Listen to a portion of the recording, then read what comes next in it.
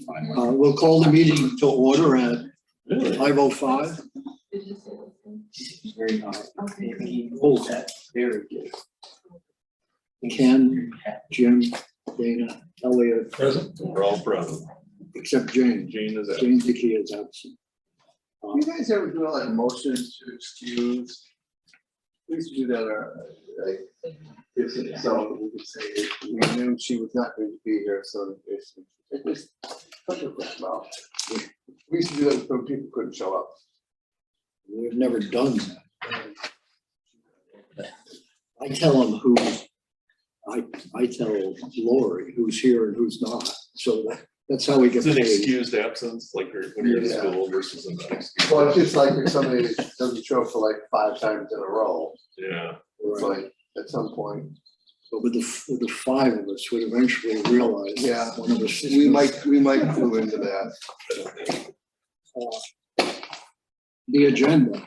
Get public comment. Public comment. I'm sorry. Public comments. Does anyone have a public comment? Becky and Daniel, do you have any public comment? Okay. The agenda. Has everyone had a chance to read the agenda? Does anyone have any additions, changes to the agenda? I motion to approve the agenda. All in favor? Aye. Aye. Okay. Consent agenda. Has everyone had a chance to read the minutes? Anyone have any additions, changes to the minutes?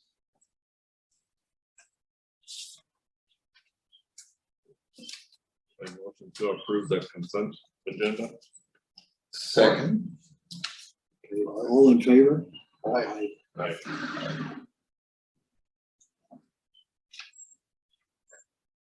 The one thing that I did want to point out, which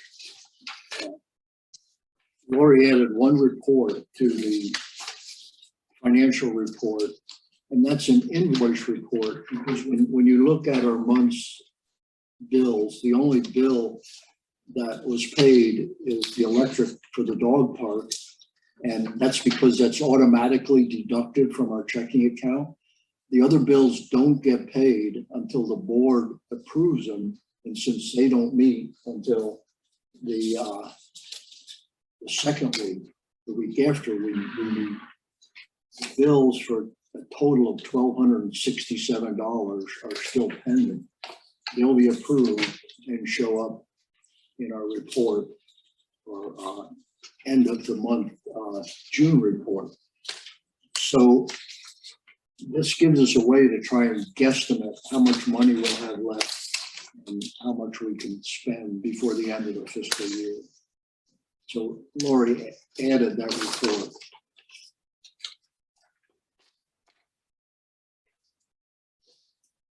Okay. Any questions? Old business. Matt, we met with Matt a couple of weeks ago, walked around the dog park and talked about some ideas. He said he would come today and give us some of his thoughts, and then we can decide where we want to go from there. So the floor is yours. Perfect. Where would you like me to stand? Should I get in camera view? I wouldn't worry about that. Okay, Speak up enough so we could all. okay. Oh, perfect. Make it all official. See ya. I'm gonna stand over here so I don't have to be staring at my back. First of all, thanks for inviting me here, and thanks again for letting us help you out with this cool project to master plan a park. Yeah, so just a quick update for the group and just for the meeting here. We had a really nice site walk.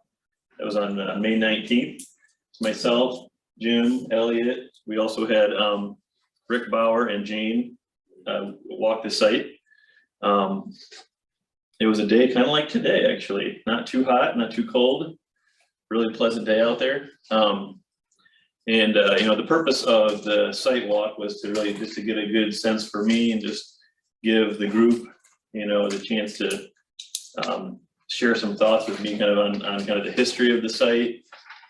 Get a chance to look around and, look at the general topography of the site, see what's currently out there, and then start to dream and evaluate a little bit of what some possible improvements for the site could be. And I guess I'll just go through a few things that kind of came up in our site walk, and then I'll have some follow-up questions, I guess, for the group, just to have some discussion on, where things might want to go. And I'll kind of give you some thoughts on some of the proposed concepts that have been already discussed a little bit. And so I think, Jim, you mentioned to me, and I think this is really interesting, that historically the site was originally owned by MDOT as part of the creation of the 31 highway, and which is kind of interesting. So they use sand from the center of the site to help construct the road. And then after they're done with construction, it sounds like as you had mentioned, they, I think, gave the property back to the township. Is that how you recall?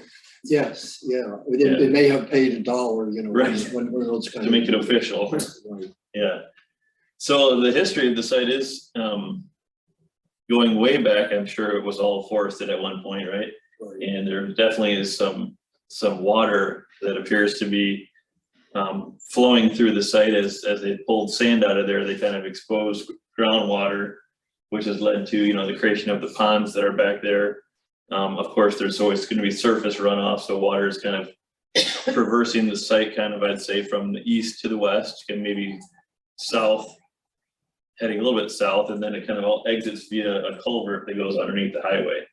So originally there probably was some just natural ravines in the site that kind of water pushed its way across the site, soaked into the ground, with all the good sand that's out there. Very sandy site, as I'm sure many of you know. So I always think it's important to look at where the history of it came from. But then if you look at the site too, the entire surrounding area of it is wooded, right? So there's some higher ground as you kind of get out of the low area where the sand was removed. And that still has, a really nice, healthy forest.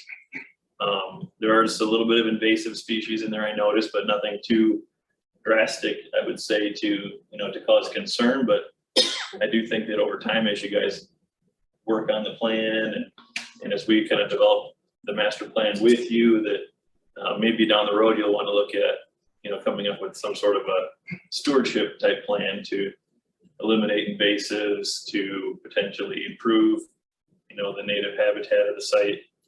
And I always recommend that anytime we do a park design.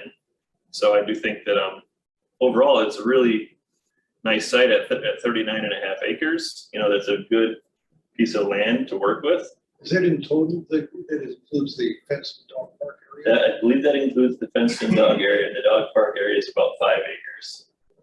So I think if I was to estimate the middle area where the sand was removed is probably accounts for about half of the acreage of the site, which is a pretty significant area. But then I would say a quarter of it is, or more, is left wooded, fully wooded. And so you've got a nice variety of terrain in there. And I actually think that removing some of that sand may allow you guys to do some unique things on the site in the future that you maybe would not have been able to do if that hadn't happened.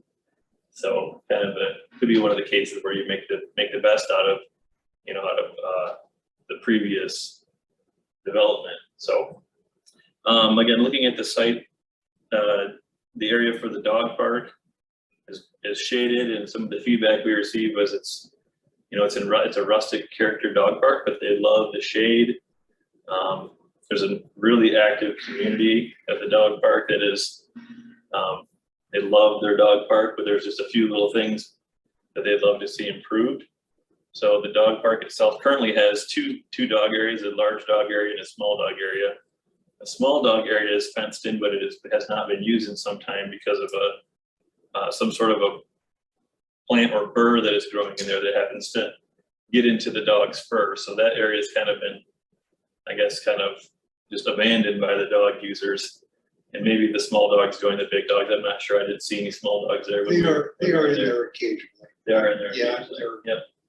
4 times a week, and I see people bringing smaller dogs or dogs they're not quite sure about rating in the regular Yep. pack. They'll go I've heard complaints about these other things.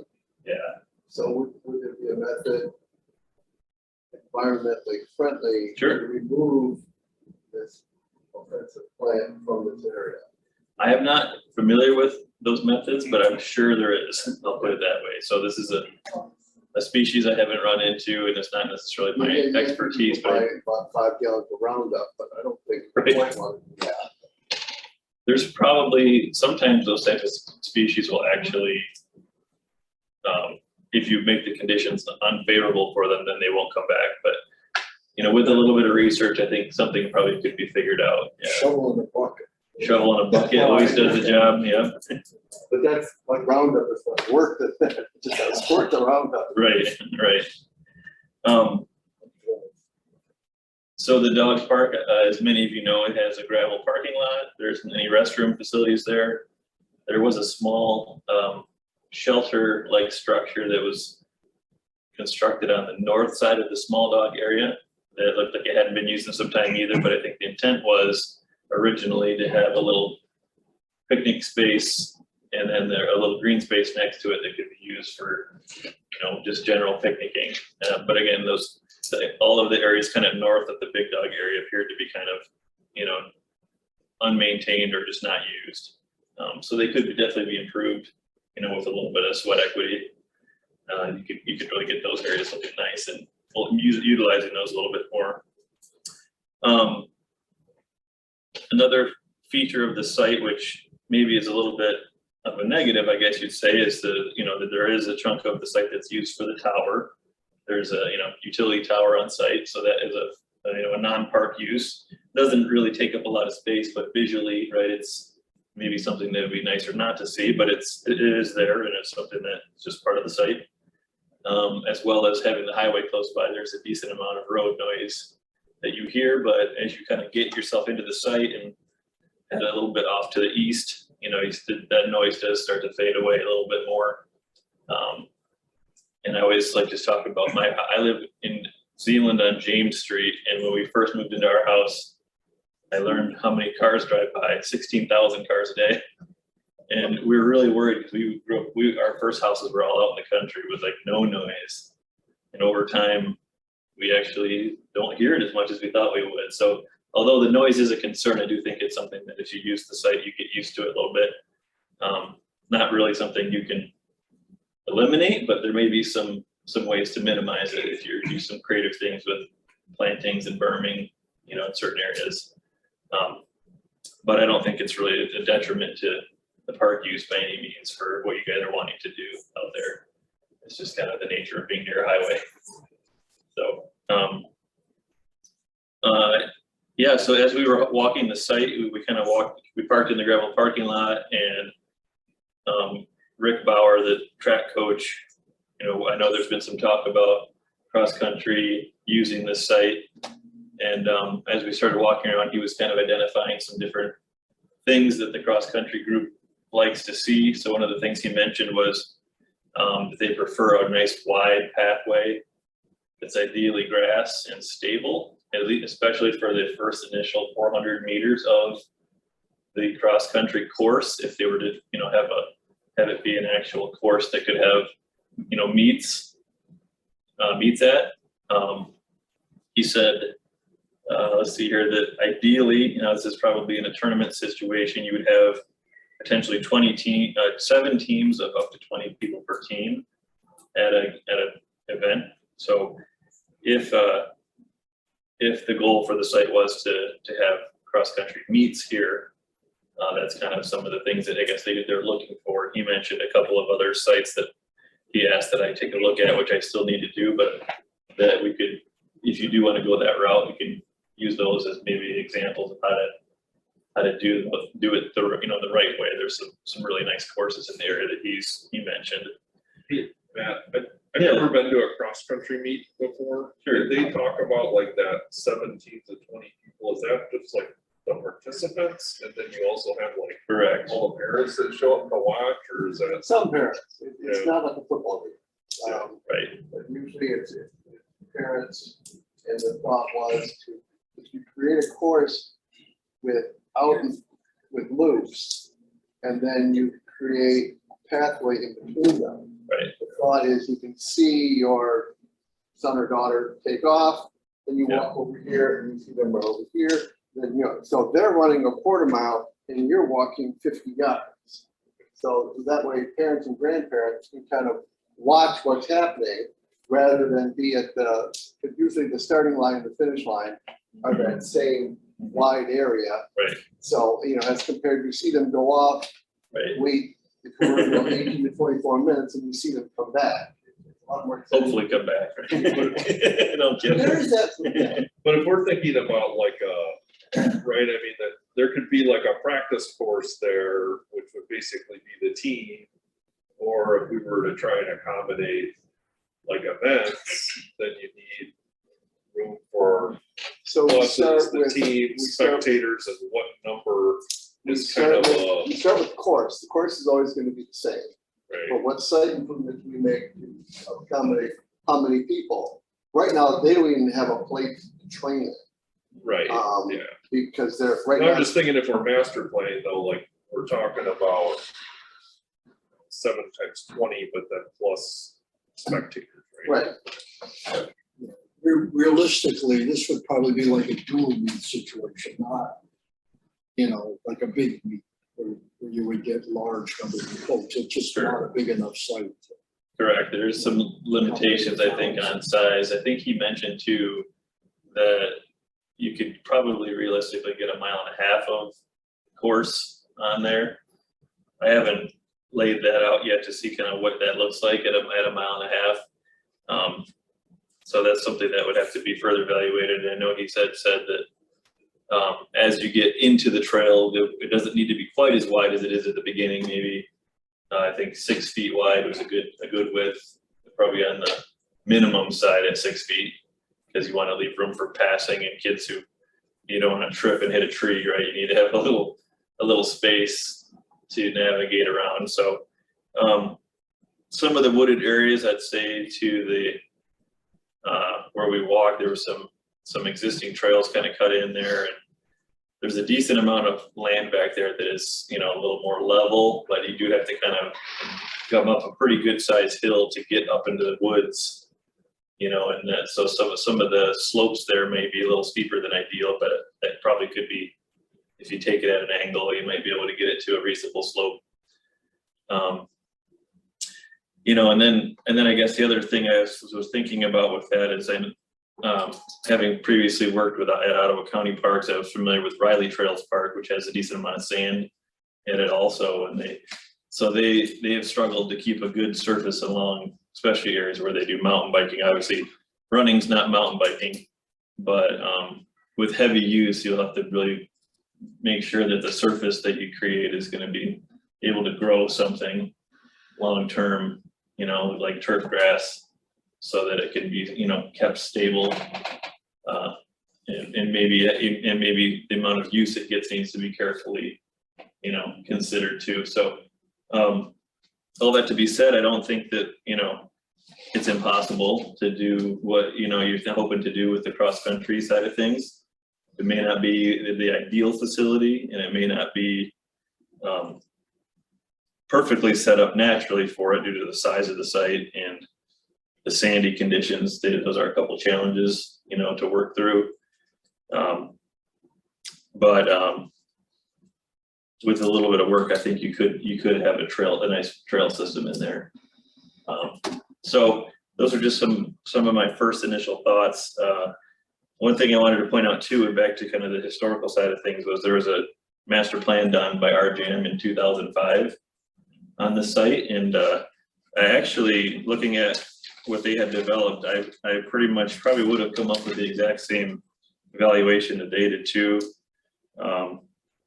They had kind of shown a lot of the same things I had mentioned, and the middle area where it's low and sandy lends itself really well for some sort of wetland features or ponds, if that's something that you'd want to try to incorporate into the site. Obviously the natural wooded areas lend themselves well for hiking. The dog park area is already, it already is developed, and I don't see a reason to change it other than make some improvements to it, right? That the dog park users might enjoy, such as restrooms. They had mentioned if wanting to have a new fence installed kind of at the back of there's an off-leash dog area that you can use towards the back.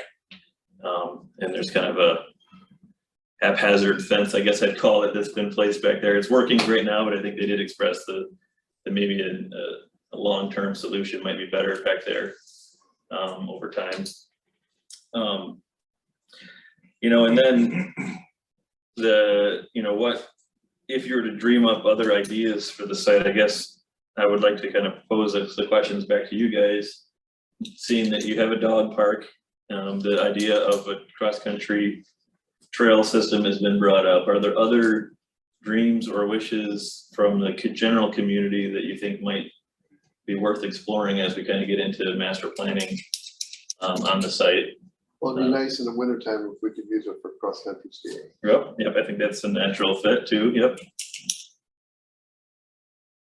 The only thing I think about is truthfully parking. Because right now there's maybe a dozen spots. Right. Which certainly wouldn't accommodate any kind of athletic event. Correct, yeah. Even for the participants, they got no place Yeah. to go, and then you're Well, gonna, it's cross-country, they could run there. they could run there, run back. Right.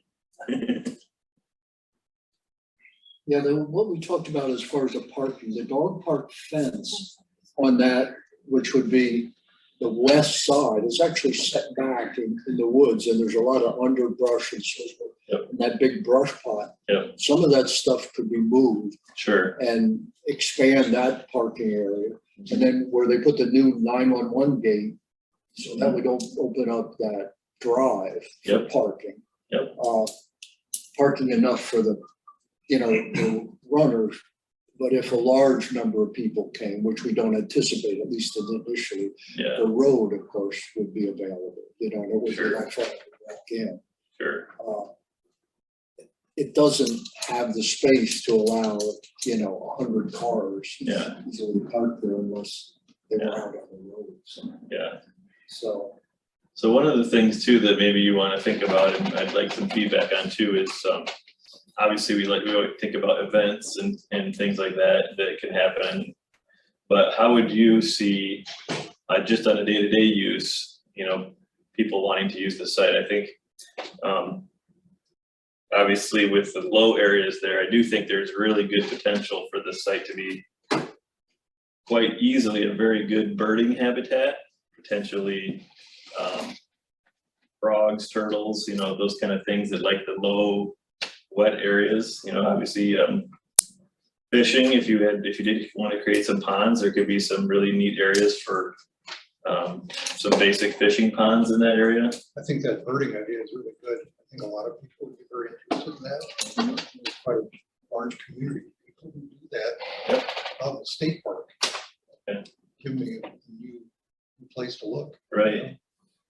And I think the sandy nature of the site and the availability to groundwater so quickly, it would be probably, I haven't done a bird study out there, but I'm sure there already is a decent little population of birds back in there that people would enjoy learning about, and you could consider some educational signage and some ways to kind of provide things for that use as well.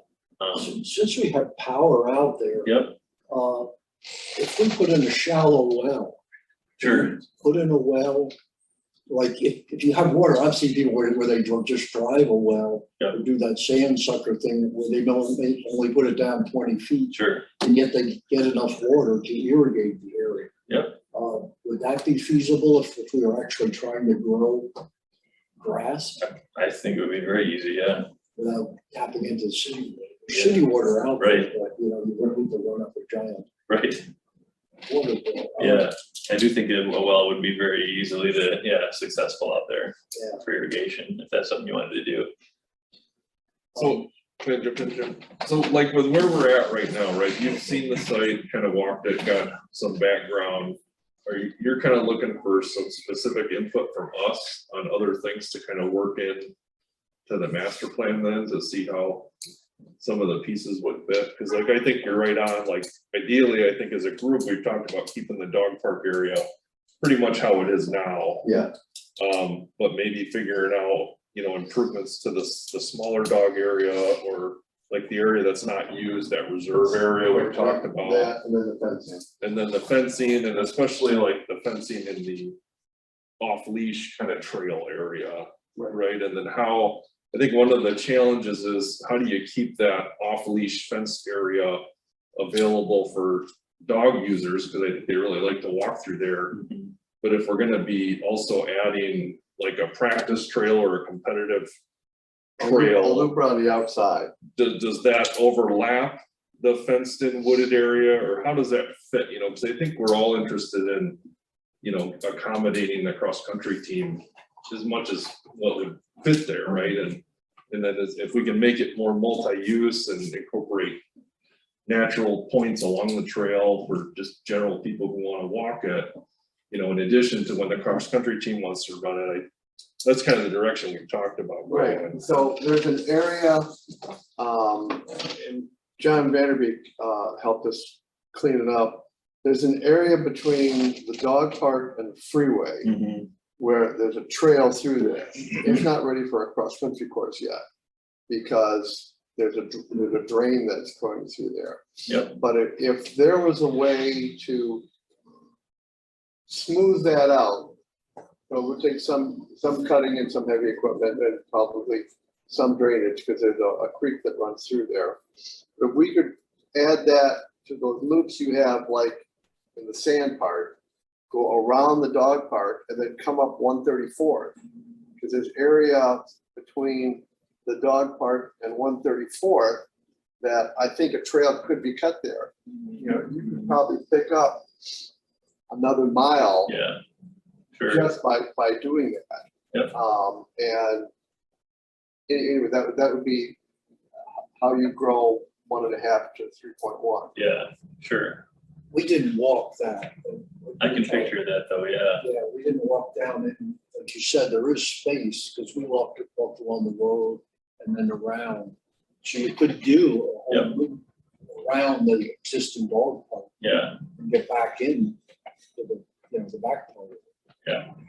I do think you're right, though, that the difficulty would be is how do you navigate, and how much of an engineering solution do you want to pursue to get that path along the edge of the highway, over the creek, through the low areas. I mean, so are we talking, you put a culvert here, it's gravel, Sure. and it's fill, it's gonna cost you X number of dollars, but okay. Yeah. So you just say, if you present that to us, so we can present that to the township and say, all right, we can do this part here fairly simply. Yep. Just, removing some sand, and we're gonna, some ponds and birding area. But if we had this additional amount, then we can add on another 1.5 mile loop here and get us close to a 3.1 mile course. If part of it overlaps, like at the beginning and end, Right. that's not as there's nothing worse than 2 days. Right. Because Today, they run on the road. So you could actually come around and parallel to the expressway, down to the road, down the road, in the driveway, which is already there and as good as anything they run on today. Yeah. And then back into that area, and you wouldn't have to improve that. Well, so I that's something that, as you're working through it, we can have the coach come in and just say, if we did it this way, is that something that works, in your plan? Sure. Yeah. Yeah, when I was out on site, I was kind of, well, partly because this is where I think Rick was showing us the areas that were already kind of not developed, but just, we walked the loop around the sand area, basically. Yeah. I hadn't thought about the area by the highway as a potential, so I'd like to probably get out there one more time and peek at it and just get my eyes on that area again. And with that in mind specifically, maybe it's not that as difficult as I'm thinking it might. I know there was that low area, but maybe it's not wetland right up to the creek area. Do that, or it might be, this is where you put a 20-foot bridge. Yeah. And Right. Run over that. Yep. Yeah, I can definitely evaluate that, because I think you're right, if you're gonna go the cross-country route, maybe you do wanna try to get up to a little bit higher mileage. So I think one of the ways to kind of think about the site too is, I always think about like passive versus active recreation. You know, one thing that I look at that site, I say, okay, this is probably not a baseball park, right? Like it doesn't lend itself well for baseball, right? It's just hilly sand, it's just not, the forest is really nice, it just doesn't seem like a great site for that kind of a use, so, you know.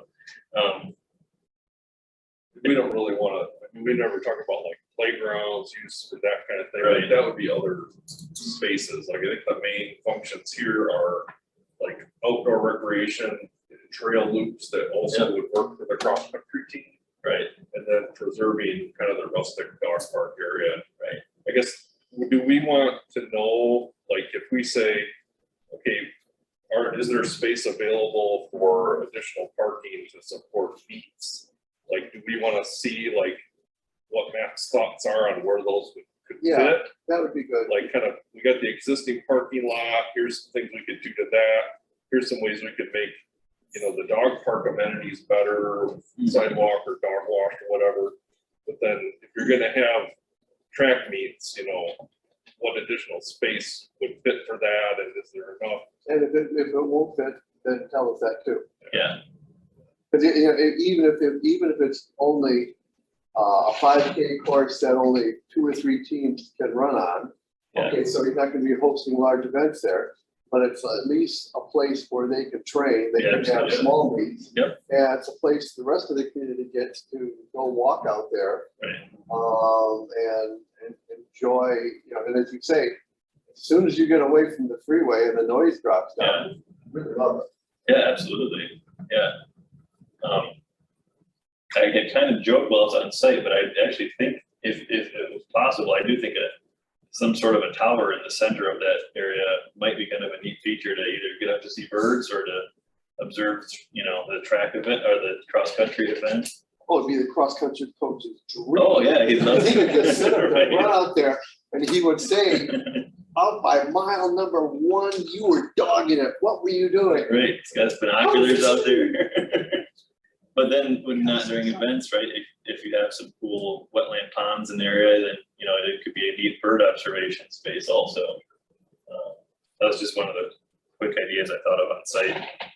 Yeah, Go I think ahead, if you, I just wanted, I thank you for letting me say this. The observation tower, you can see the sand dunes along the beach from that tower you're talking about. That would be stunning. And I don't think people realize, because I've had drones above that park at a tower's okay. height, and I have video on my website that shows all the dunes along. You could see Mount Baldhead, you could see it go over to the top of Talmadge Woods, then you could see where the state park starts. Oh, On the I other didn't side even of the really, river. yeah. It's a stunning idea. I've presented ideas like that to put at this park right here too, at Okay. the Blue Star Park. Anyway, At what height would you approximate that is, that your drone was able to see those things? I think anywhere over the tree line, you're already there. It's not that, yeah, 80 feet. It's a good sized tower, but yeah, Yeah, I mean, you know, the tree line there, 50 feet. right. Cool, Plus, you yeah. give them a set of steps so the coach can say, okay, you gotta. Run do the slow stairs. today, Up and down 3 times. Right. That's the first time I heard somebody else put that idea. I love it. I'm always looking for like, what's the thing that's gonna make people excited to come out there, right? It's create little fun things for people to, you gotta check out that tower, you know, not that you're trying to make this into a crazy destination park, but anytime you can get up and get a view of something, you know, that's a big win for parks. Do we want to know about like paving and entrance type improvements? I know we've kind of come up in the Yeah. past about options to pave, or like, you know, Elliot, you use the park a lot. We've heard people like the area where they can wash their dog's feet off, but then they get money coming to their car or whatever. Is that, Yeah, or do we want to really leave it gravel seasonal. or? Yeah, If they're taking the dogs to that dog park and they're going to rustic, Yeah. no amount of paving is going to help with how those dogs look when they come out of it. Well, I'm just thinking from the area they wash the dog off to where they park. yeah, that question came up. Should we improve where we've got the hose or the water? Should we improve that? so I that honestly- the dog- I still think that a simple Siamese connection out there. Maybe 6 or 7 foot holes on it, like a garden. It's gonna be fine. Really fine. And it usually doesn't, it isn't even necessary when it's been dry for a few days and those one poles go down. It's dry back, there. You don't even need it. Oh, What about like a bathroom, you know, that would need like a septic field for the drain, you know, these are kind of like big things that like, if we want to see Matt's thoughts, how that might fit on the space, like parking takes up space, bathrooms and drain fields for septic systems take up a lot of space. Yep. You know, are those things that we want to see how they would fit. It would be nice to see it, like, it just say, this is the routes. This, and then, so then for improvements, so like we have a bathroom area. Yep. And I think your company did bathrooms up along Lake Michigan. Wind's Nest. Huh? Wind's Nest. Yeah. Yep. So, you know, something like that, what would that cost there? Yep. And, you know, how would we handle the septic? We've got water out there. So what, to get going, where, if we came up with like, because we obviously can't do all this at once. Right. So if we came up with step one, we could lay out the trails, we could add some wood chips, we could do some things that this fall, they could do. Step two, which we might do the subsequent year. Yeah. We could do some things like that. And then, once we use up our $5,000, then we would have a basic plan. And then as we move to step 3 or 4, we'd have to have a little more detail. But could we get enough detail to do something through the summer and the fall to start out? And then maybe something we could plan to do the following year and have this sort of an evolution.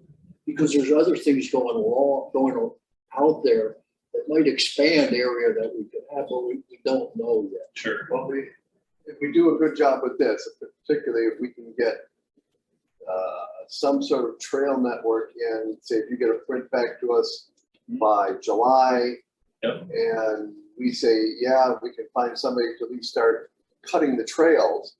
The kids are gonna start running in August. We may not have it all done, but at least like if we can get that trail on the outside of the dog park, you have to take a look at it. And the parts, you know, that are sort of set up for it now.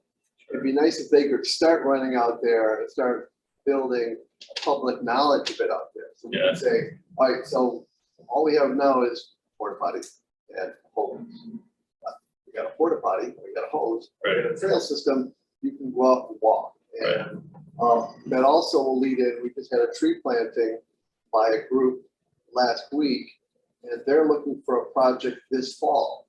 Okay. So you can give us a print that says, this is where the trails go. Yeah. And then you notate, this is where you can plant trees. And these are the types of trees that would be most conducive to that soil. Yep. We may have somebody who'll do that, rot us. Yeah. And probably the best time to plant would be this fall. Right.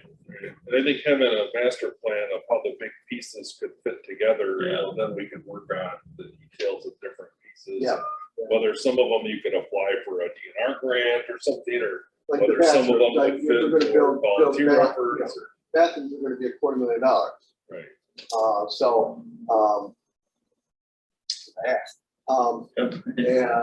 so if we know that, and say, so next year when we go through the grant cycle, we say, all right, we've got the trail system, the community likes it, it's being used, and we want to take this next step. Well, okay, we have the trail, we have the land. Yep. We want to apply for a grant to build our $250,000 bathrooms and changing area. That seems to lend itself. Yeah. Yeah, I definitely agree that the master plan approach is the way you have to look at it, because you want to make sure that anything you do moving forward, because obviously it will be built in phases, right? That's the reason you do a master plan, so that you can keep your big vision in mind as you start to do the small pieces. And then if you get tempted to go outside of that original master plan, you have a document to at least look at and go, okay, do we really want to consider that? Because the original's concept was this, so, okay, well, yeah, maybe we do, okay, now let's go this route, but at least then you have the master plan, and I would expect it, you know, I would be able to put a master plan drawing together within a month. So if we met out there. That would then be in the next couple of reviewed weeks And and, walked around, then you could come back to our July meeting, which would be early to get what, you know, and then have a drawing actually. absolutely, yeah, I'd like to kind of keep it progressing that way. I think the first sketch, and I think that's following our scope, is we had a draft master plan showing the future improvements with the goal of maximizing funding. So I guess that's one piece we should talk about too, is if you are interested in DNR trust fund dollars, you know, they've got certain criteria that they like to see that's, you know, lending itself really well towards this site actually with, well, nature-based recreation is something that they love. So they would love to see nature-based recreation, which is hiking, fishing, kayaking, those kind of things. But they also will fund restrooms, trail development. The cross-country trail would not be something that would be off limits. That's something that they could potentially help if, you know, if It's a you needed deluxe trail. and yeah, they'll fund any kind of trail. Okay. Yep, any kind of trail.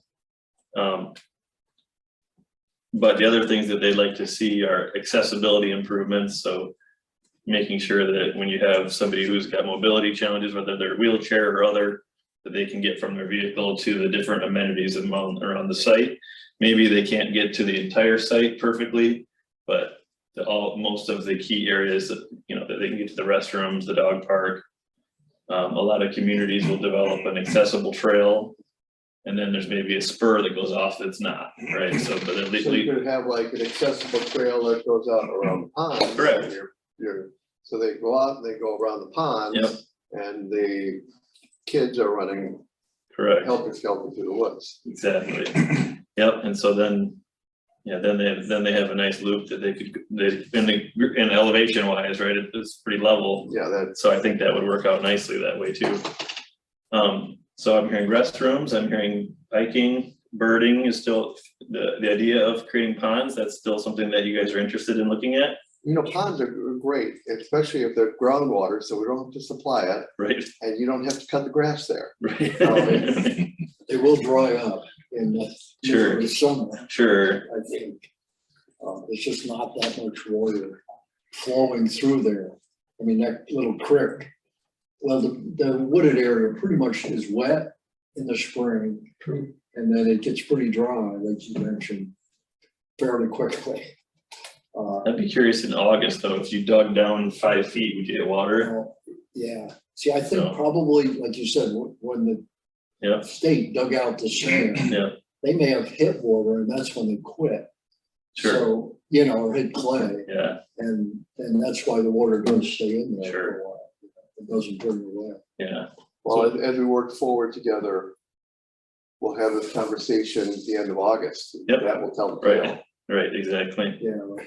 So Jim, I've been taking notes about some of the things we've been talking about. How are we going, what's our next step here, I guess? Yeah. You're gonna try and meet with Yeah, Matt and we'll have this list of things and right, and kind of give then, him more guidance on what to put in a plan. yeah, if we can meet again Mhm. in the next couple of weeks, whatever your schedule allows, and we can walk it again, Sure, and you can then come up with some routes. Yep. And combine a running route with what could also be some walking trails that Sure. would be interspersed. Yep. Where a water hazard or water pond or something might be. In other words, yeah, where you would put the pond. Yep. So we don't have the trail running to the pond. right, So we could build from that, and then like you were talking about, places where we could plant trees if that comes about this fall. So that would give us a basic layout. Yeah. And then we could add like things and bits and pieces as we sort of progress. If we did, if we decided to go for the grant for the bathroom. Trail, I think that it would be good also to get if I'm gonna start to draw on parking, right, is to get a sense for how many cars are we gonna wanna try to accommodate it at maximum capacity? So I think maybe it would be good also for me to reach back out to Rick and get a sense for, you know, with that length of trail, you know, and how big of a meet is that, and then how many people could we expect, you know, at an event? Obviously, the dog park has its own uses, and then as you improve the site, you're gonna get more users as well, so we have to figure out, is that gonna be 100 car parking, 100 cars total on site? Is it gonna be 200 cars on And I think site? we'd want kind of a base user parking area, but then think about, you know, what's the overflow situation? Yep. If we have that. I think type that of probably, use. if you're gonna have a big meet there, what I've seen other areas do is they don't have a huge parking lot, but you would use 134th. Yeah. And that, you know, Okay. if your kids are running cross country, if they can run 3 miles, Right. you can walk the Right. border. Park along the road, or some, I know some parks, like you go to a ball game, right, there's Yeah. overflow parking along the entrance drive on Yeah. either side. Kind of what areas are available for overflow, but letting him know what total number that could Yeah. be. We'll give them I'll some. count the number of cars in the high school parking lot off the stadium. That's relatively small. And then like there was a track meet there and that parking lot eventually filled up. Yeah. But most of the overflow parking was on the streets. Okay, So that would give us an idea sure, and I'll walk around that parking lot. So I'll give you a number okay, based perfect. on that. And I typically like to tell people, you know, let's not design this for, you know, Christmas, Myers parking lot, right, or whatever the busiest. Christmas Eve. Christmas Eve, you know, and and then we drive out to Myers and the lot's half full every other day of the year, so Yeah. you want to find a sweet spot in there where it's big enough to accommodate a lot of people, but not so huge that it's empty most of the time, you know, Monday through Friday or Monday through whatever, yeah. They pay the whole thing and they could run in the parking. Yeah, right, exactly. Between the cars. And then there's only one other use that I popped in my head that I want to ask you guys about, just because I've seen it done a lot of times in these situations, and it's pretty non-invasive, but it has the idea of a disc golf course ever popped up. The site seems like it would work well for that. That would be great if you could include it, because it just so happens that Saugatuck Public Schools has all the equipment for a disc golf that they were gonna put in at another location. Okay. Then the location was not available. So if you present a plan that includes that, Okay, we're gonna get a great deal on the equipment. It'll be $1. right.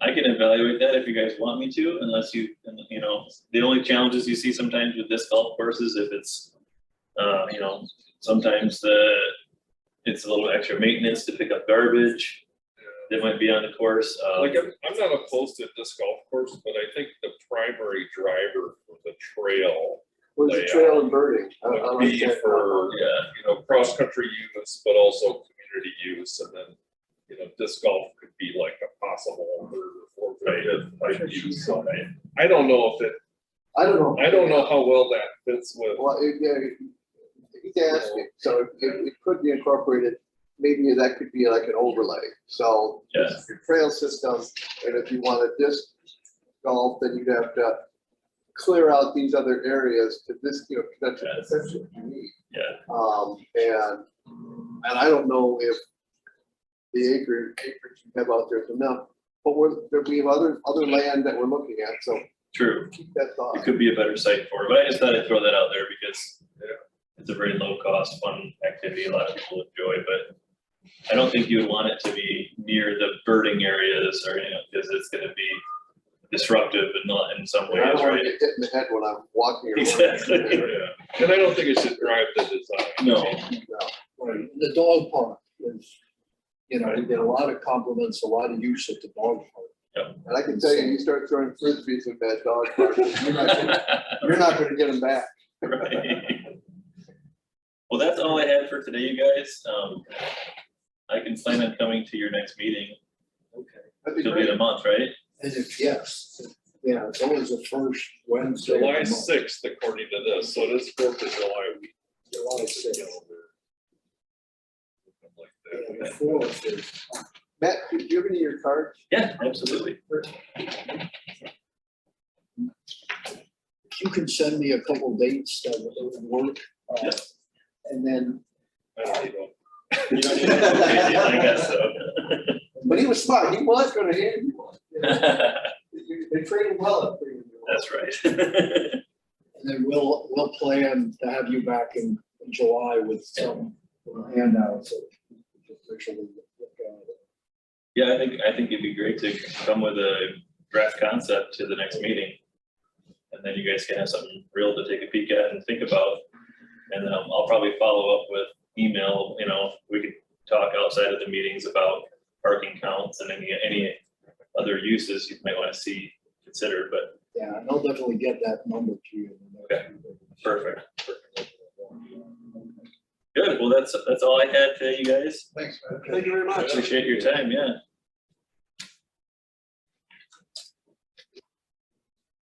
Okay, if I head out, Yeah. okay. Don't sit down. You don't have to hang around. Be quiet.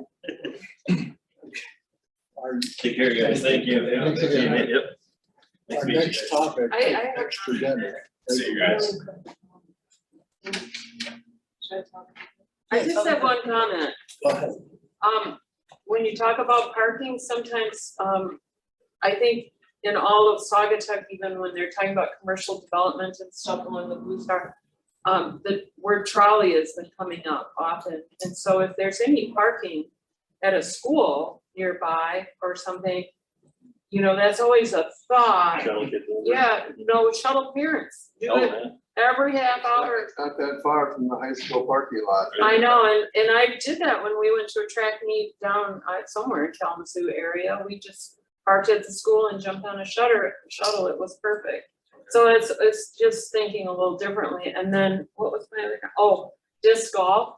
We have it right down the road here at the Felt Mansion Yeah, too. well, I played there. Yeah, One of the best in the state. yeah, it's really a good one. Yeah, thank you though. Yeah, thank you guys. Yeah, Thank you. Yep, nice take care. presentation. Thank you. Thanks. Daniel, the Oh. floor is yours. Thank you for accommodating me kind of last minute. So I'm a little scattered. I have 5 points I want to get through. But I do want to start with some good news, and I'm going to hit on some of the agenda items to come. And that is your budget for this year. Now, this is just a budget proposal, but I've got zero pushback from the board. And right now, your budget total is at $82,350, $50,000 of which is going into your Parks Project Fund. So whatever you don't spend of that gets carried over into the next year. So just to kind of give you an idea, that's an increase of $29,450 from last year. And keep in mind that $35,000 of the money that was budgeted to you actually came out of your project fund, which kind of significantly depleted that. So it's actually a much bigger increase than that 29,000 figure. Now, that's great for this year because you can do a lot with that. However, you still have a challenge, and that is you do not have a consistent and dependable revenue source, right? You depend upon the township board to distribute monies to you. That's your only revenue source. And you can't guarantee, or I can't guarantee that I can maintain that level of funding year to year. And I know parks commissioners who have been on parks for many years know that the years of famine are much more numerous than the years of plenty. So that's kind of this perennial challenge that you have. And a possible solution, and this is not a grand idea, I think this has been floated a lot, is the idea of a millage. Moving you to a millage, which would get you a dependable, consistent revenue source. And when I'm talking about millage, I am proposing a 0.25 millage. It can be for 5 years, it can be 10 years, and give you another idea, 0.25 would essentially generate approximately $100,000 per year for individual households. If your house is valued at $300,000, that's approximately $37.50 per year added to your tax bill. All right, to give you an idea of what a 0.25 millage would do. So that would give you, you would know what your budget was year to year, it'd be consistent, it would be dependable. And I think it elevates the budget even more so you can accomplish some of these big picture ideas that you have. And it also gives you the opportunity to save money for bigger capital improvement projects, and potentially future park acquisition. This is something the voters would have to approve. This is something that the voters would have to approve. In the past, I think Parks has not gone this route because there's uncertainty in terms of board support. In terms of that, I'm here as the manager pitching to you the idea that you could potentially go for a millage. I don't speak for the board per se, but I can tell you that I would support your decision if you did choose to go for a millage.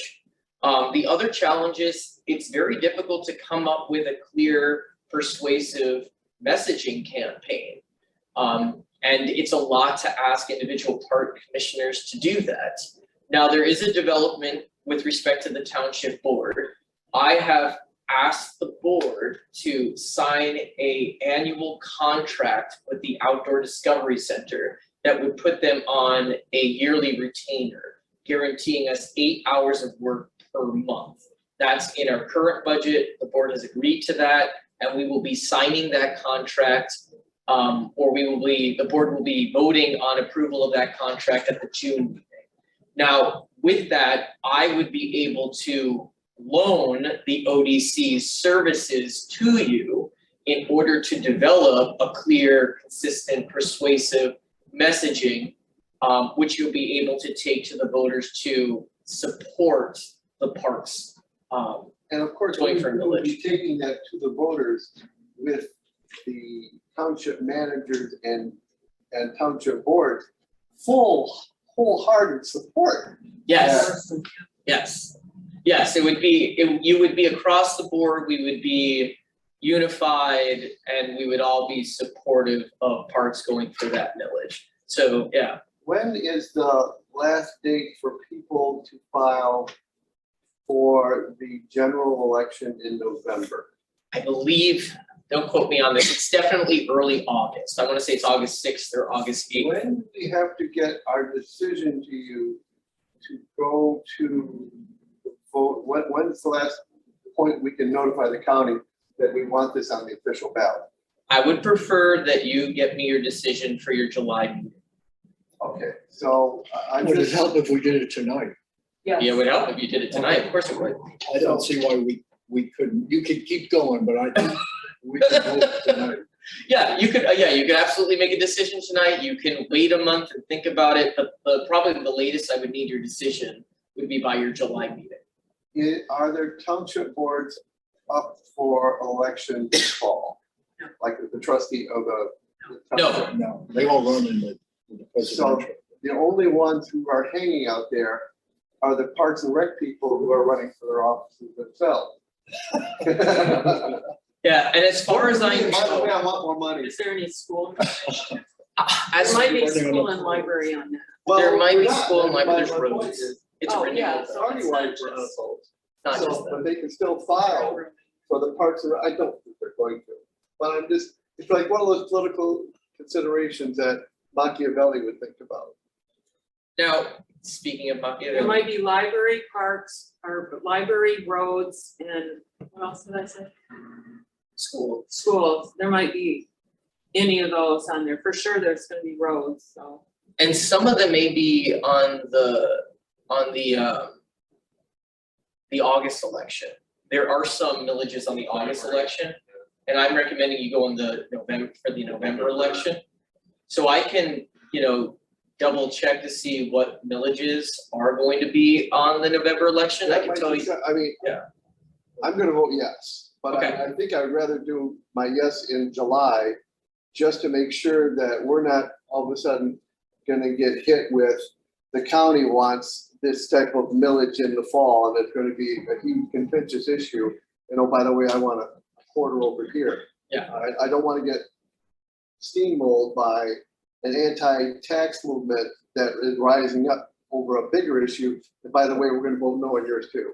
Yeah, which is why I wanted to come to your June meeting to give you time to process this.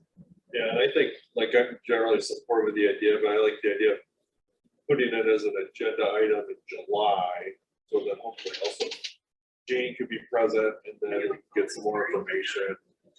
And just to on see. what's available, and then make Yeah, it clear, what like, else- this is the first time it's come up as an agenda item, so. I don't know if I We know we're gonna have a very contentious, governor race. And is it US Senator up this time?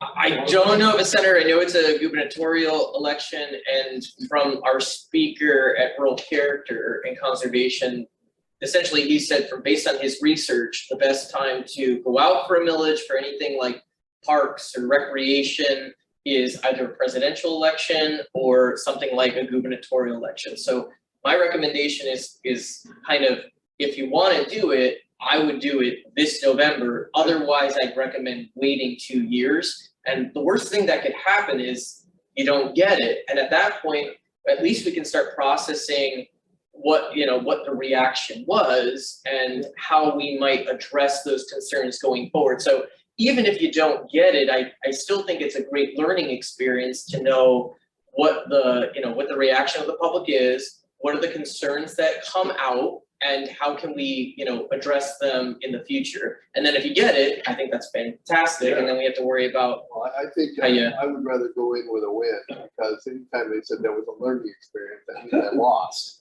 What's the actual process then, like, we would need to motion to do that, but then does the township board have to like approve ballot language, or what are the steps? I believe the township board would have to approve ballot language. If your reaction is positive tonight, I can ask our attorney to begin that process now. I imagine that there's already ballot language out there from other townships that have millages for their Parks and Recreation Commission, so I'm that, not sure, I'm just more worried about what's the potential ballot gonna look like, and where are we gonna be on it? Because, as you do any type of ballot, and if you count the votes. Yeah. Everybody's gonna vote for, in this race, the governor's race. And if there's a US Senator up, they'll do that one. But as you go further down the ballot, and we will probably be towards the end. you will. The number of people who pay attention and keep going, or if you're on like the flip side, or the second page, the number of voters keep going up. Now, if there's a huge millage issue at the end, everybody's gonna hang on till the end, who is either very for it or very against it, especially the anti-tax people.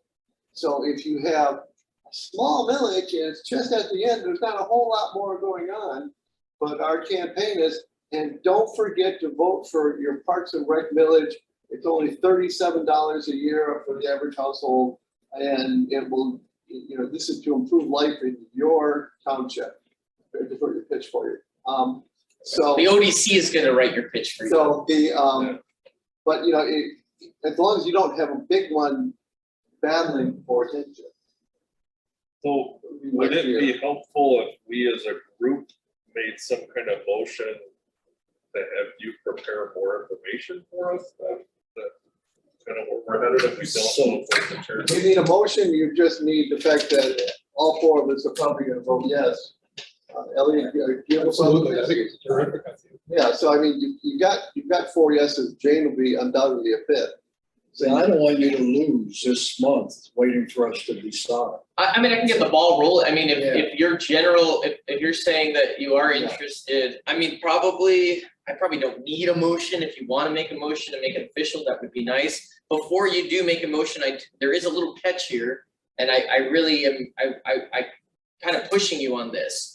That if you do go down this route, I would really prefer if you all contracted with a consultant and developed a strategic action plan that is similar to the townships, not similar in its content, but similar in its structure. I can aid you in identifying a consultant who can help you with that work, but I think that it would be positive because you can identify really kind of clear goals for the next few You have a years. budget for that consultant?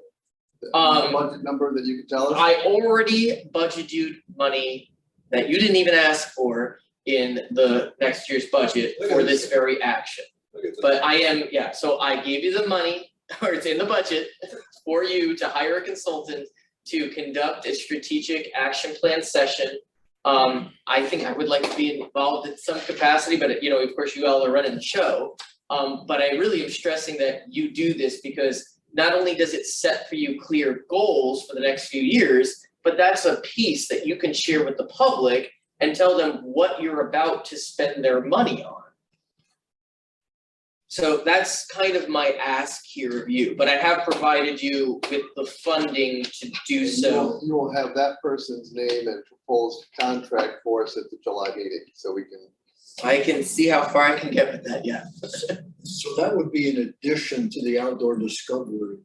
That would be in addition to the outdoor, so essentially the township would be footing the bill for the Outdoor Discovery Center, helping you with messaging, because I would request that the first project Outdoor Discovery Center helps us with would be messaging for a millage for the Parks Commission. And of course, you're gonna recommend to the township board going forward that we're gonna maintain the 50, and this is not just an excuse to, they've got their 100, so we're giving the 50. We're gonna keep the 50 coming in because they're doing such great work, and take a look at that bench, come on. It can't get greedy. I'm processing, I can't guarantee anything, which is why I'm emphasizing this millage. Because it could be that the next few years are gonna be great and that we can, you know, continue to offer you funding. But I don't know what the future is, and it would be really nice if you, I think that you're moving in a direction where you're thinking ahead, where you're having, you know, you're thinking of bigger projects, and you're also going to need to be able to maintain any kind of new developments that you do.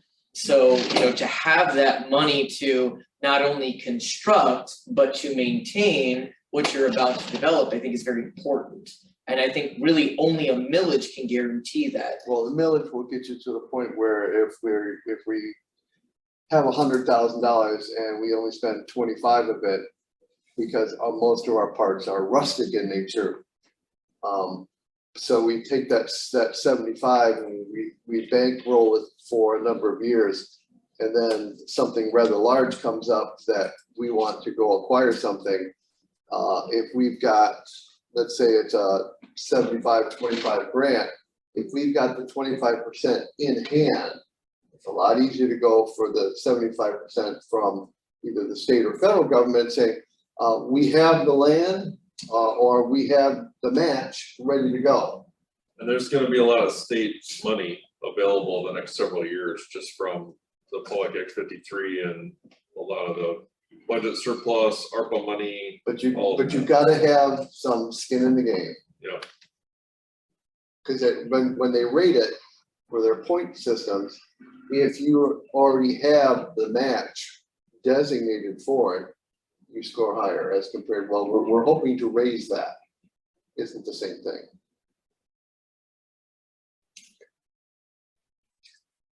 You happy now?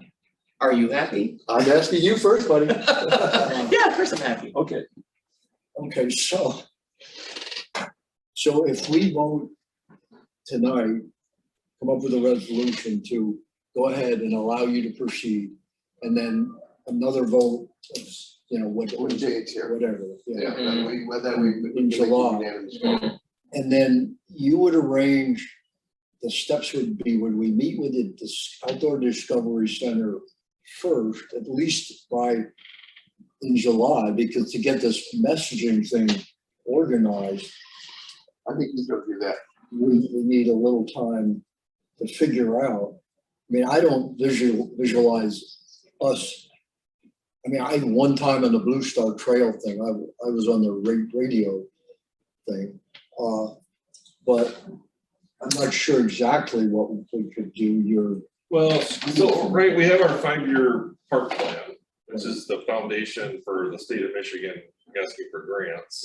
You know, and then we have our exercise we did recently to kind of brainstorm ideas. So I think it would be something similar to that, Right. but just having someone outside facilitate it into something current as we're actively discussing what's gonna happen between now and November, and if it's approved, what will we use the funding on, I think all that could be done between now and November. And then they let us know, is the proper way to campaign in 2022, a Facebook page, do we buy, small signs for yards saying vote yes for parks? Do you leverage community groups? Yeah, Yeah, that's what I was trying to figure out. How do we get? so, Well, I have a proposed motion, I Okay, guess, if we're kind of headed that direction to formally get some guidance, and I'll see what you guys think about seconding it or not, but I'll motion to have the township manager prepare more information on, a 0.25 village for parks for potential approval at our July meeting. That would include wording of a millage and information on what else would be on the November ballot. I'll And support then that. how to prepare an action plan. Yep, I'll support that, and then off the side, you don't have to include in the motion, if you have the consultant and their contract. That way we know that we can adopt that and get that person moving. Say that last part? You said, we're gonna have our own consultant who's going to say, do this, don't do that. And this is how you do it, and this is how much you're gonna pay me and what it's gonna cost. In other So words, kind of how to prepare an action plan. yeah, I mean, if we're hiring a consultant and I want the consultant ready to start working in August, because you're gonna be campaigning starting probably about Labor Day, because you don't want to start too early. And we just want to be like that afterthought, that there's not a whole lot. I support the motion, I'm going on, but what we're going to do and how we're going to present that to get that yes vote. Because we only have to win by one. So there's gonna be, just to clarify, there's gonna be kind of two components. The ODC is going to work with parks to develop messaging and a strategy. And then the consultant, which is a separate piece, is going to help us devise a strategic action plan, which will guide your actions for the next few years. And that will also serve as a kind of communications piece that you can utilize in your campaign to support the village. we're clear. We can vote. As clear as that, we are. Okay. Okay, I'll second the motion. Okay, You already seconded. it's all right. And we already seconded. All right, second. It's gonna be 4 ayes. All in favor? Aye. We're all in favor of this. We appreciate you bringing this to us. Yeah, it sounds like you were Forceful. active on this. Appreciate it. I appreciate all of your efforts, so. And especially the forceful presentation. I mean, you said, I'm gonna tell you to do this, and we know enough to say yes. Well, thank you all, and I will have things to share for you in July. Thank you. All right, have a good meeting. Thanks, kid. Okay, so Now we burned off our audience. it's a lot of drama. And, so our next one, Julie's River Bluff Trail. She completed that last Saturday. I went out there. She did a good job, and I will write a letter to Is this her. the steps thing? Yeah, And Scouts, thanking her. and you know what, and I recommend everybody going out and try it, because going up, you think, this is nice, where you really notice it when you go back down. You have so much more control, and you don't feel that you're about to go headlong down the hill, A over A, so.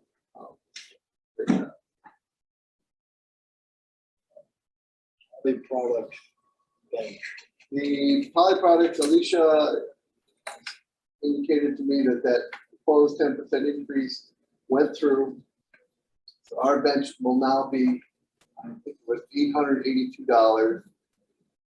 So she's gonna prepare we are at 1,500.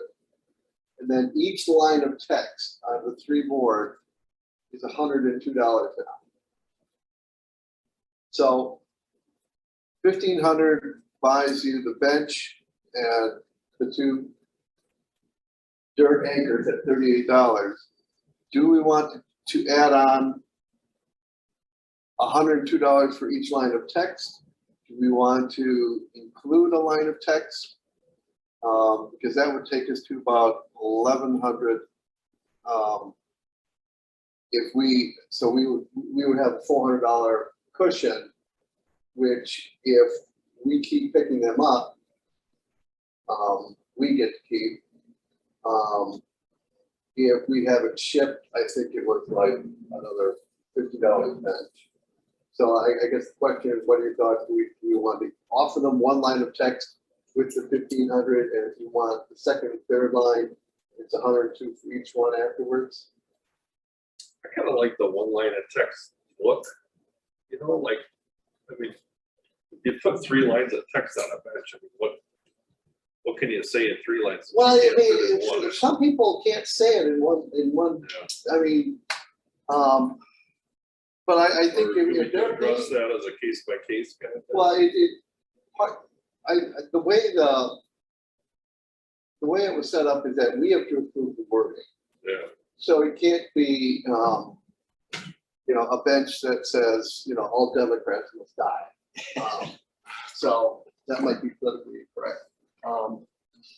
But if it's, you know, devoted father, wonderful husband, Yeah. great grandfather, and you want to pay $102 for each line, people aren't going to notice it anyway. So, but I didn't want to make that decision on my own. So I kind of like, you know, you get one line of text if you want a second and third. If you need more wording, it's $102 or more. yeah, So $1,000 would get us a bench and one line of text. Yeah. How do we come up with $102? That's what Poly Products costs charges us. So if you want the bench, it was $882 plus $30 for the anchor. And then we wanted Saugatuck Township on the top board. So that was an extra $102. So if you want to just give us a plain bench, you're a quiet person, we're all good. If you want, you know, if you don't want to put anything there, fine, you know, that's another $102 in our pocket. If you want to be one line of text for something, we'll include that in the 1,500. And we're going to put a cap on it of 20 benches. Our initial. And if this works, they also have the picnic tables, which I would love to have at River Bluff by the swing set. They have a couple of smart sites. Yeah, But I think we could probably 20 benches, and then obviously next spring, when we have our dynamite planned for the dog park and the trails out there, we have more benches in up there. But that would, if that's, I don't necessarily need a motion on that, we've already approved it all, but I just wanted that financial concept approved by the board. So, if not, then I'll. somebody said to me, they already had a couple of inquiries. Yeah, so that's why I want to get this to Daniel, because Poly Products is going to give us the flyer that you can also incorporate on the township website. yeah. So I will, if everybody's good with that, I'll run with it. Sounds good. The tree plan, the Rotary Club planted the trees. Dana and I went out there at least part of the time. Jane was there the whole time. Jane was there the whole time. Okay, yeah. Dana brought up the idea, right now, we talked to Glenn, and Glenn's aware of the flags, and they mowed it. Dana brought up the idea, should we put a rail fence across there?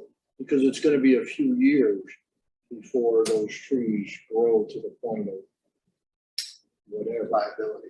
Yeah, And this is for protection, so that the fence would.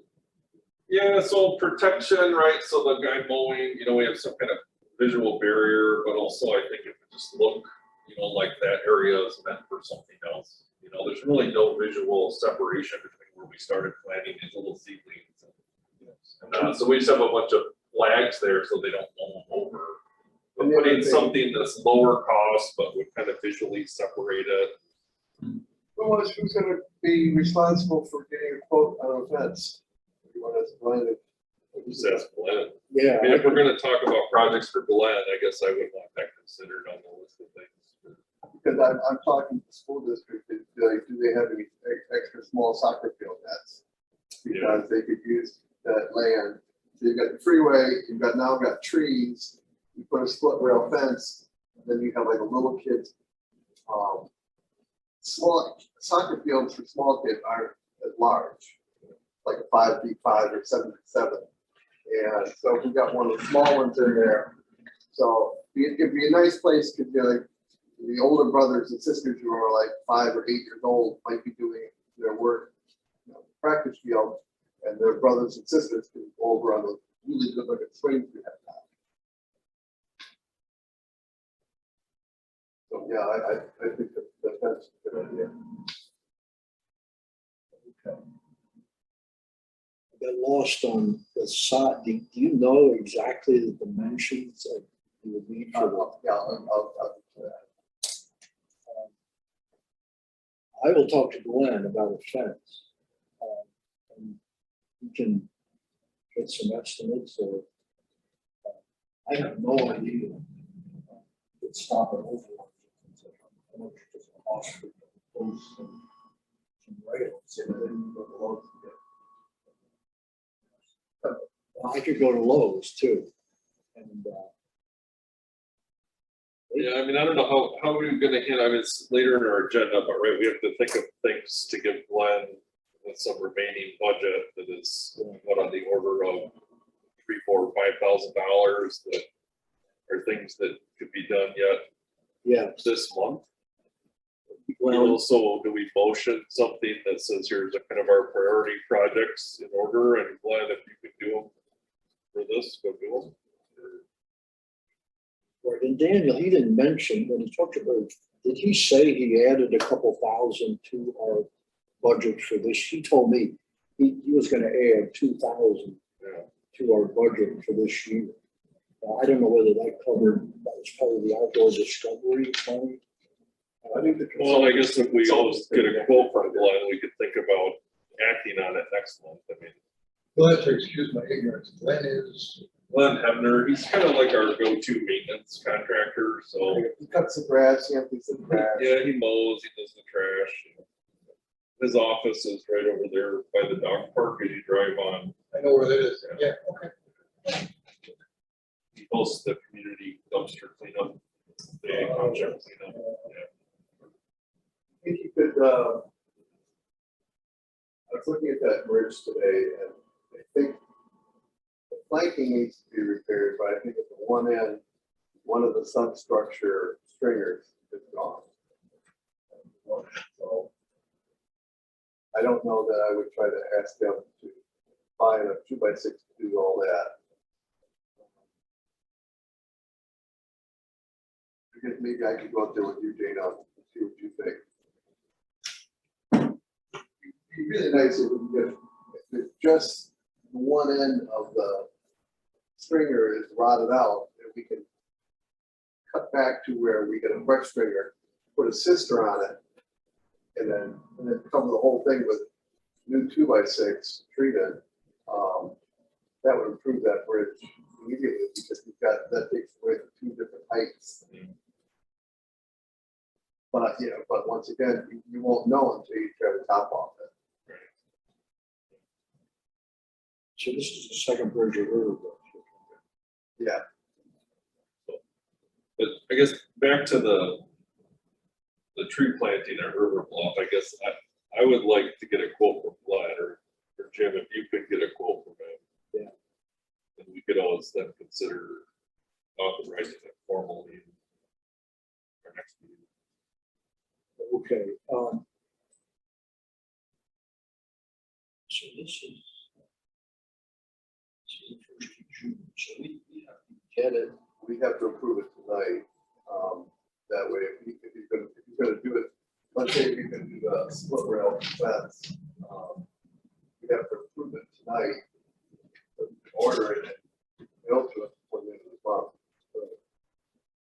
Well, why don't we talk about that now when we talk about jobs?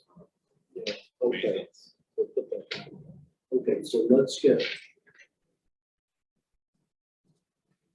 rain status, sundown, we had brought that up, do we want to open that part?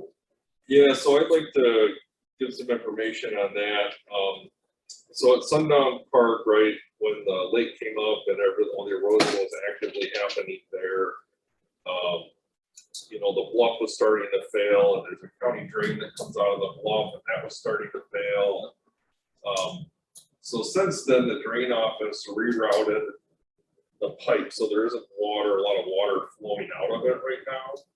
And so it was rerouted to another county drain. And so that issue's kind of temporarily gone away. And then the lake also went down. So the active erosion at the toe was stopped. So when all those things are going on, we said, well, liability, we should just post that the park is closed, you know, during this time. And so it's been officially closed. And signs are out there, there's a little chain that say park's closed due to erosion. But in my opinion, it's time to get rid of that. And everyone's kind of moving into long-term planning. The drain office has drawings. I brought a copy if you want to see them, of where they would like to then reestablish a drain pipe. So they temporarily rerouted it, but this is their longer-term plan to put a pipe back in. We had talked about, is it necessary to move the fence from where it is now due to safety? And if it continued to erode, would it impact the fence? So I'm looking at the grades and the slopes and the information on the bluff and looking at it. And in my opinion, the fence is okay where it is. I'm in the process of getting a quote. I don't have the dollar value yet, but I was getting a quote to see what it would take to move it back 20 feet if we wanted to. But I'm looking at it thinking there's really not a need to do that. The active erosion has stopped. The water problem has stopped. Like, it's just gonna be where it is. And the fence itself isn't at risk right now. So I was gonna ask everyone to consider, if I do a motion that we, you know, remove the closure, then we just do that. Obviously, it's been some time here, seen it. Yeah. It's safe. Yeah, I think it's safe. So how do they get down to the beach now? Is that So there's no beach access there. There never was beach access there. Okay, Um, so we open it up. And I'll support the motion as long as, I would love, I bet Daniel's not here, that we open it up, that the way it stands right now, how deep is it as far as what it was before, and then, so it was open before without beach access, correct? Right. Yeah, so, Did people still try to get down there? yeah, so I think the danger is, and the reason there's a fence there in the first place is because if you go and you get right up to the edge of the bluff, right, you could fall off. Just like if you're walking along Lakeshore Drive and you step over the guardrail or you walk off the bluff, you're gonna fall off the bluff, right? It's kind of common sense. But we had put a fence there. It's been there ever since I've been on the Parks Commission. And I don't know if it's like a 5 or 6 foot high chain link fence or something. But it's been there to kind of keep people from getting too close to the edge of the bluff. And either sliding off or goofing around out there or whatever. So, you know, I think that risk has been there when the park's open or closed. It's the same. So in other words, There's a fence there to prevent you from crawling too close to the edge. We were worried that erosion would create an unsafe condition within the so fence. in other words, we're gonna leave the fence there. Yeah. We're gonna open it up. And it'll go back to where it was before, Yes, and I would just say, open it up and just put, it has a sign, no beach access. So then if there's a fence there and a sign says no beach access, when the idiot goes over the fence. Yeah. And then breaks his leg trying to crawl down, we're not liable. that's, Makes sense. Cause you know, that way, you know, they can sit there and have a picnic, you got a view of Lake Michigan, just can't put your feet Okay, and I had drug that bench to the side. I'll put it back. I'll get the sign made. I can get it made right here. Small sign. And so the county is still gonna come through that space eventually and put this pipe in. Are they gonna dig it up or they're gonna? Well, I think they're gonna bore it. There's work being done down at the toe where they're putting in a steel wall or a rock wall or something, but they don't have a set schedule for that. So at some point, they're gonna come in and do work in that area and basically put it back how it was, but I'm just saying we should formally reopen the park. It's, in my opinion, there's no reason to leave it closed at this point. So, when it comes back, I'll make the. So I'm fine with that. Let's just do it. And I'll go out there tomorrow. I'll get the sign.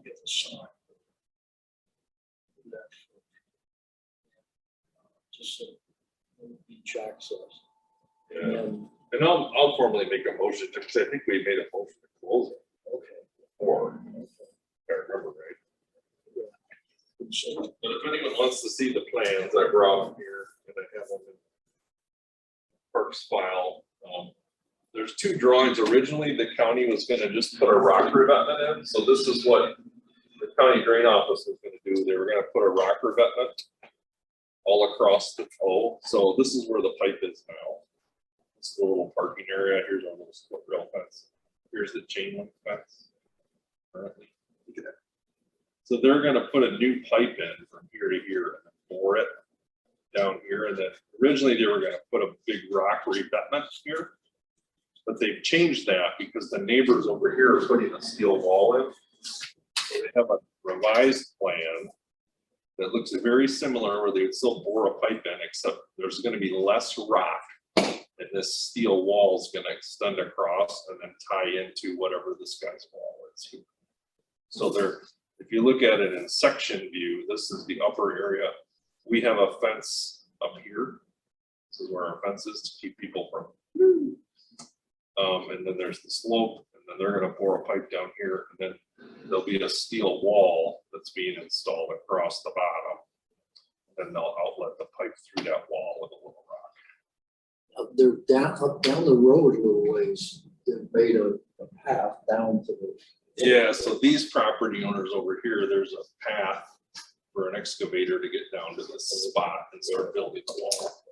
So I don't think they're gonna need a path to dig down through here. They're just gonna bore a pipe. Right. And they're basically gonna leave the fence where it is anyway, so. They ever couldn't get a hold of that. So I guess with that, I would motion to remove the closure of Sundown Park and place a small sign on the existing fence that says no beach access. Support. All in favor? Aye. Aye. Jim, you're gonna follow up with the sign? Yeah, I'll follow up with the sign. Cause you were gonna do the one for,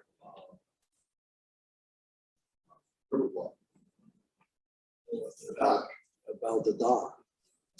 Well, People don't know when they go kayaking or What boating. that dock is, yeah. That's park, so if you wanted to come in and, well, we got stalled on, because I had met with the guy, he had sent me a sample, but then they were redoing the logo. right, So then we couldn't decide, should we Well, put that- the logo on the well, sign? but we might as well include that, or at least How do we get the logo, do you know how to? Daniel, Yeah. or if you don't want to. screw with the So we logo. can, if I go to Daniel and say, give me a picture of the logo, then I can take it to this guy over here. Yeah. Yeah, signs by one Yeah. sister's name. And he can put it on. Yeah, Yeah, and that way, yeah, Jennifer or Lori should be able to just email it to them, and they can put it on there. Okay, okay. and we decided we weren't in a big rush to put a sign on the river in November. So you want to do the whole thing, yeah, because I can get a charge. Tell me what the sign would say, a little bit. River, Just River Bluff Park? yeah, River Bluff Park. With the logo. Okay, and the logo. So, you know, so when you're kayaking along, so, well, that's a park, that must mean I can, I can pull And up. somebody might think, oh, it's private property, I can't get up. Well, that, Vanderbeek said that last fall, he said, I've kayaked by there, you know, 20 times and never thought I could stop there, I thought it was private property. Okay. Okay, budget update, he more or less gave us a budget update, so. Should have asked for more. Yeah, he was, because he said, I gave you all you wanted, and then I added a couple more thousand. Okay, jobs for Glenn.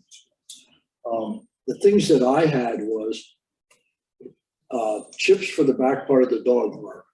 I've got the combination to the safe, the lock, so we can open the gate. I just got that today. So we can open the gate. I will get a hold of Glenn. How much do you think we have then available, like for, right, because we still have mowing, right? Yeah, darn Mowing it, bills. I forgot to ask. Bike trail cleanup. Was supposed to be Yeah, on I the forgot list. to ask what he could bill. I had asked him if he could bill at least a portion of it in June. So, Can you make that happen? Just tell them, say, send us a partial bill now. What are we talking about? You could have Matt bill us partially now for the $5,000. So the one thing we don't wanna do is, we don't wanna overspend, but we wanna come fairly close to it. So that might be, rather than try to work a split rail fence in there, Yeah. we have Glenn do the wood chips, and then by June 15th, we get with Daniel and say, we still have $3,000 or $5,000. If Matt bills us the $5,000 this year, we can pay it out of this budget. Yeah. And then have, and I don't think Matt should have a problem with that. so Glenn charged us $455 for the dog, $455 for the bark at River Bluff under the swings. He will, when I talked to him about it, he said, you want the whole thing barked or just the low spots? If we said spend $1,000 on that, which it's hard for me to accept because they get the wood chips free, but you know, But you know what, you still gotta get him there. yeah, I know. So, And let's and just. better his back than yours and Right, mine. right, yeah, right. I've had enough cutting. So I trees can't, with yeah, him. we can't do all of it. So right now, if we take off the 1,200 off the 82, we have about $7,000. So if he bills us the $5,000 and we leave a $2,000 cushion, think that. Yeah, if he, well, do you think he It's fine. can bill the whole $5,000 Yeah, I think it was, in June? it's a lump sum thing, so. Okay, so we would delay the bridge road, because the other thing I wanted to do is some more 2x6s in the bridge, the bike trail bridge that got whacked. Has some bad, and they shrink when it gets dry. We're gonna pull up some of the boards at that one end and just see if that. Yeah, so we're not gonna be able You're to. talking about two things. You're talking about River Bluff Park, or he's talking about. I I know, but both of them, They're gonna be in next year. yeah. Yeah, all right. And then I also talked to Glenn about a fence, a new fence. So we can do that next year.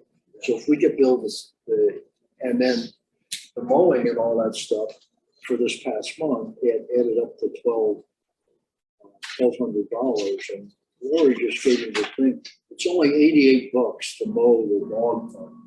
So that's. But it's gonna go down because there's less to mow now. It's good. It's gonna go. They'll probably charge us extra. if we miss Is the there a trees. tree down? Do we need him to go remove a tree? There's a tree down here by the cemetery, but we don't have to pay for that. I thought we were doing the tree planting. Somebody was saying there's another tree down. Oh, that's a story in itself. Okay, never That's mind. free. We won't get into that The story. tree was, the trail is now, we took a chainsaw down there, it wasn't cooperating. and I broke the rope. This was for, River bluff. the last time I was out there was a tree across the line. We got it out. Got that, We got it out, but we also had 2 heart attacks. We wound up cutting it by hand. Well, then the I saw guy, that there was mulch put in swings. Yes. and 3 people were swinging during the, Oh, yeah, well, the Boy My Scout. kids tested it out. I do have some feedback from a swing user. okay, The one swing was a little long, which one? What, the far one? far one. Well, you know what happened? We put the mulch in. Yeah, it came up, yeah. So let's give it a month. But as they do that, they'll make a So what was the name of the 2 people who helped us? We were gonna make sure we mentioned them at the meeting. He and I are sawing away, we've got a dead chainsaw, so he had a handsaw and I had a handsaw, so we're taking turns. This guy came back fishing, this big guy with his girlfriend. And he just pitched right in. We were all 3 sweaty messes and, she kept cheering us on. so you did this with a hand, with a regular, Yeah, regular tree saw, and just, if you look at the size of that, and the one cut was, I had a circular saw with a 5 1/4 inch blade, so I could get about 2 inches into it, so I went all the way around it, but we weren't real straight. So which we probably doubled the amount of work that we had to do. And it was hard wood. And my saw is at least 30 years old, so I don't know. It's probably sharp enough in our hands, because even before we would have burned so ourselves. you got it done.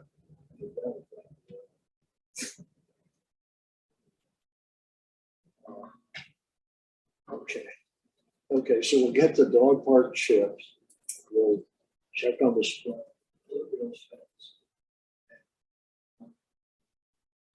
Builds us. We should get pretty close. Yeah, and then mowing, whatever our normal mowing is. I do have to leave at 7. Okay. Sorry, I have to pick somebody up. A half hour away. So, Well, that's real, okay. Jobs for going, okay. River Bluff Dog Parks. Elliot, I have two short stories and they both actually revolve around signage. As you probably know, at the dog park, there's a very large sign on the gazebo that reads no food whatsoever under any circumstances. Don't bring food in here because dogs don't know how to share, especially dogs that don't know each other. So sure as hell, this goes back about 3 weeks. This couple brought in their dog and a picnic lunch. They bought it, they stopped at Subway and spread it out on the table, the 6-sided table. And I mean, in full view of this sign, it's like 50 feet away, it says, no food. They spread out their lunch and sure as hell, a little dog jumped up on the table, grabbed a sandwich and ran away. Whereupon all the other dogs there were chasing this dog because, hey, it's food. food. So I went over and I said, there's a sign there, it's there for a reason. Maybe it'd be a good idea not to, just to wrap up your food, just put it in the car. My point is, even though there's a sign, people don't think it applies. The real part of this story is River Bluff, and that's this. I brought my dog, who's a very large bloodhound, but gentle as a kitten. And I have to keep him on the leash all the time, except for the fenced-in dog park. Because he's a bloodhound, if he catches a scent, he's gone. You'll never see him again. Anyway, I pulled into the parking lot and, there's some local taxi companies around here, they have vans, and this was one of them, and it was parked across the turnaround. So, if you pull in, it's like a cul-de-sac, like a turnaround. He's got it blocked this way, and the doors are open, and I've got my dog, and I'm walking towards the park because I want to trail him. And he looks at me and his eyes get real big. He says, oh no, he says, I got 2 dogs out there running around, they're really mean. And I'm trying to edit my language here. Why? I get angry as I think about it. And and sure as shit, here's these 2 pit bulls running around off leash. And I really, I was kind of shocked in that I didn't know what to do, you know. I thought if they see my dog, they go after him, they're gonna kill him. Because it's 2 pit bulls. And I got a big dog right here. Now it's fighting. So I dragged him back out of view of these 2 dogs, and they come running towards him. And he must be used to this. They thankfully both had collars on. And they're running towards him, and he grabbed it, and he scooped it up and threw it in the van.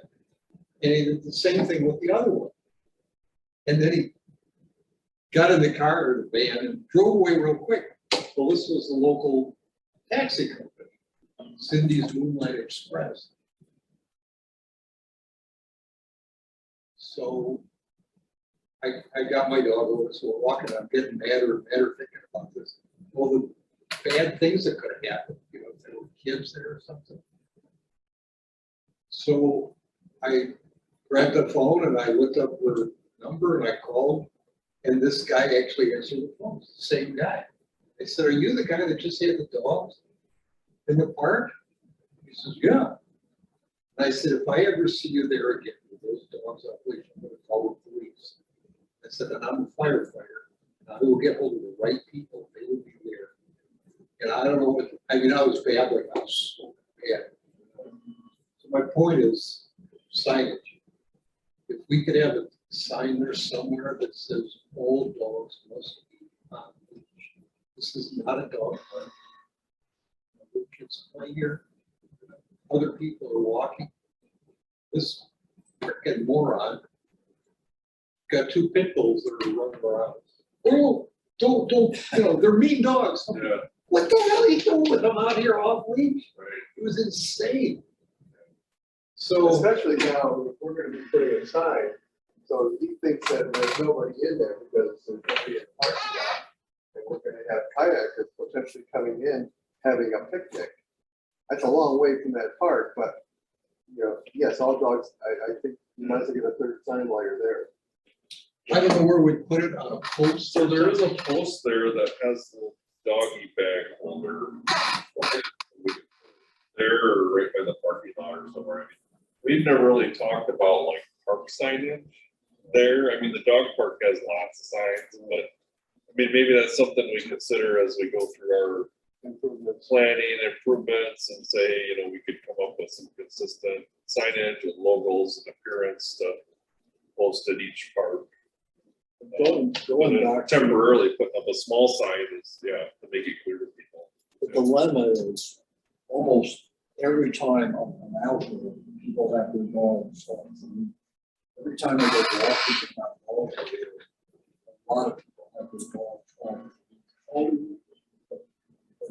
How do we Enforce it?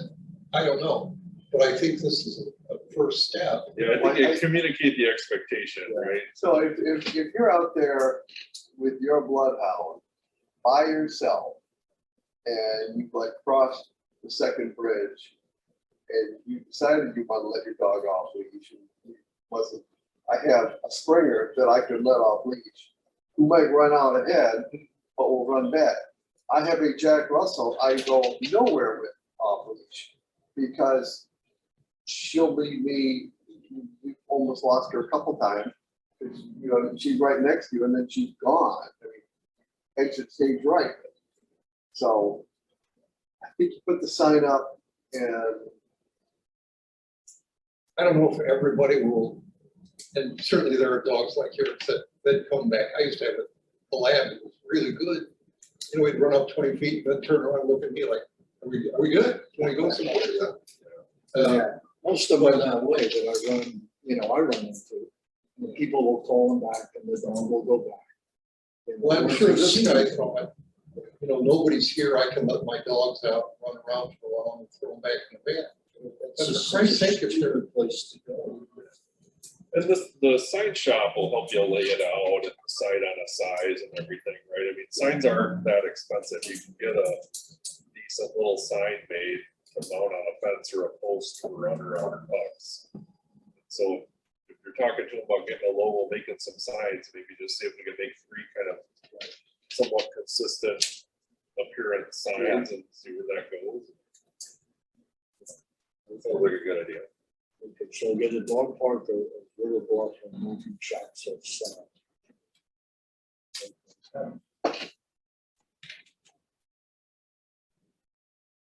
Oh, the last thing is this outdoor discovery center. Daniel already talked about that. Our 5-year park plan, you mentioned is due in 2023. So something to start working on. So more or less covered that. Commissioner's report. Does anyone have anything else to talk about? The only other thing I kind of like to look at, and John's not here, but that new trail is so cool, especially where Julia added the steps in. If, maybe I can get Elliot and James to join me, or I would love to do something at the end of the trail, and have it loop back. So if you follow the trail to the end, right before the bridge, the freeway bridge. Yep. You go in a lot of land that you don't have to get real close to the freeway. You should be able to make a loop back.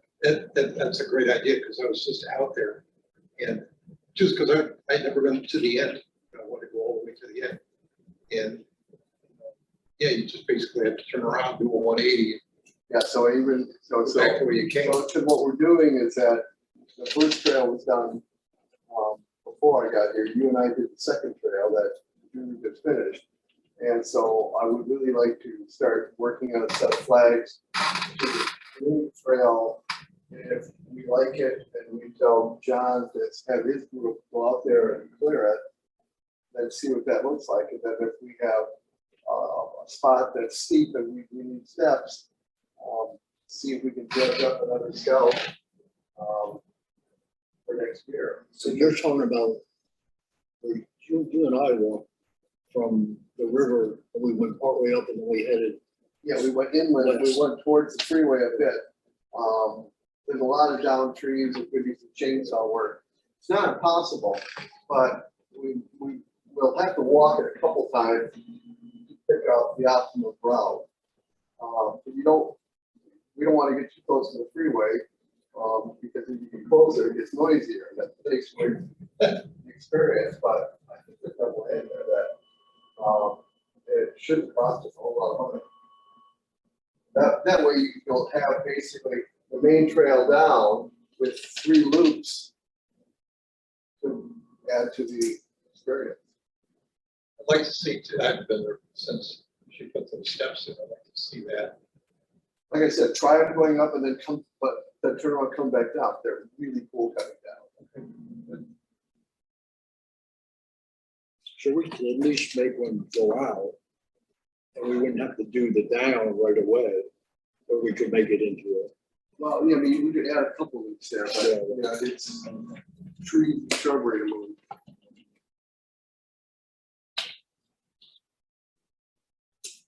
Anything else? Okay, no public comment. Our next meeting is the 6th, I guess. 4th of July must be a Monday. Then. Make a motion that we adjourn at 7 o'clock. So, all in favor? Aye.